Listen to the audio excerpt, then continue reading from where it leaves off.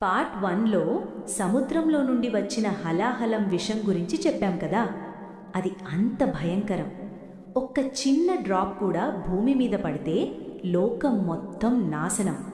దేవతలు, ఋషులు అందరూ భయపడ్డారు. ఇప్పుడు ఈ విషాన్ని ఎవరాపుతారు అని. అప్పుడే పరమేశ్వరుడు ముందుకు వచ్చారు. లోకరక్షణ కోసం ఇది నేనే తాగుతాను అని. ఒక్క సెకండ్ కూడా ఆలోచించలేదు. పరమేశ్వరుడు ఆ విషాన్ని తాగినప్పుడు ఆ నీలమైన విషం లోపలికి వెళ్ళిపోతే ప్రపంచం మొత్తం డేంజర్. అప్పుడే పార్వతీదేవి పరుగెడుతుంది. పరమేశ్వరుడి దగ్గరికి వచ్చి తన ప్రేమతో పరమేశ్వరుడి కంఠంని పట్టుకుంటుంది.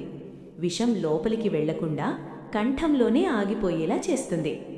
ఆ విషం ప్రభావం వల్ల పరమేశ్వరుడి కంఠం నీలంగా మారిపోయింది. అందుకే ఆయనకి నీలకంఠేశ్వరుడు అని పేరు వచ్చింది.